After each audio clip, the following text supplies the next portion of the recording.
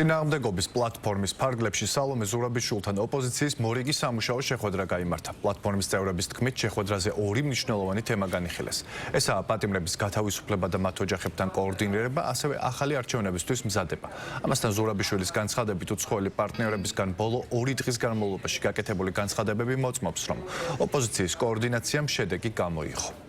ეს ჩვენ განვიხილეთ ორი თემა. ერთი პირველი არის პატიმრების ოჯახების ახალი წამოწყება, მათი კოორდინირება, როგორც ჩანს შეიქმნა ეს ფორმატი, მინდა რომ ჩვენი კოორდინაციიდან, წინააღმდეგობის პლატფორმიდან გამოუცხადო მათ კიდევ ერთხელ სოლიდარობა. ამ კოორდინაციის მთავარი ორი მიზანი რჩება სრულიად უცვლელი, ეს არის ახალი არჩევნების მზადება, თავისუფალი და გამჭვირვალე არჩევნების და მეორე არის ცხადი არის ინდისის პატიმრების განთავისუფლება. საკოორდინაციო პლატფორმა აგრძელებს მუშაობას. დღეს მქონდა მთავარი თემა საერთაშორისო გამოხმაურებები, რომელიც ამ შრომის შედეგია, რომელსაც ერთობლივად პროდასალდური ოპოზიციური პარტიები უწევთ.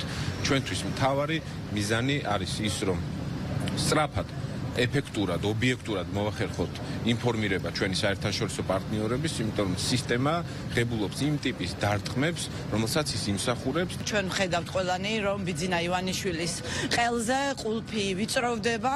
სიმბოლურია, რომ გუშინ, როდესაც პოლიტპატიმრების მშობლები აქციას მართავდნენ, პარალელურად საბანკო ბარათები გაეთიშათ რეჟიმის ბოროტ თოჯინებს, ბიძინა ივანიშვილის ბოროტ თოჯინებს, პოლიტიკური დევნის ინსტრუმენტებს. პირველ რიგში ადგილობრივი პროტესტით და მერე უკვე დასავლეთის წრეხით ჩვენ კრიზისი გავაგრძელეთ და ბიძინა ივანიშვილმა ვერ მოაგვარა ეს კრიზისი, აუცილებლად მივაღწევთ რეჟიმის ჩამოშლას და არჩევნების და ძალაუფლების გადაბარებას თავისუფალი არჩევნების გზით. ადამიანმა კეთილი ნებოს და საზოგადოებას პასუხი გასცეს თუ ვისთან ერთად მუშაობს ახალი არჩევნების ჩასატარებლად.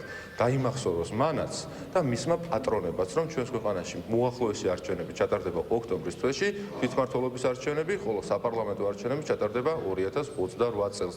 ეხლა ამ ტყუილების ბრახალბურგს, როგორც მაგალითად ეგრეთ წოდებულ აქციაზე სულ რამოდენიმე დღის წინ იკადრა, თავი დაანებოს და გაიაზროს, რომ ის ქართულ ხალხთან ბრძოლაში, როგორც ისევე ნაციონალურ მოძრაობის კლასტერში გაერთიანებული სხვა ადამიანები და მათი პატრონები დამარცხებულები არიან და მომავალშიც დამარცხდებიან. რეალურად სალომე ზურაბიშვილი არის აბსოლუტურად ხელმოწარული პოლიტიკოსი და ის რასაც ის ცდილობს არის იმ გამოუვალი მდგომარეობიდან თითქოს გამოსავლის მოძებნა, რომელიც შექმნილი აქვს რადიკალურ ოპოზიციას, ამ ექსტრემისტურ დაჯგუფებებს. რეალურად ამ სიტუაციიდან გამოსავალი არ არსებობს, ამიტომ არანაირი აქტიურობა, რითაც ის ცდილობს კვლავ კვებოს პირველ რიგში თავისი უცხოელი დავალების მიმცემები, მას ცხადია არ გამოუვა.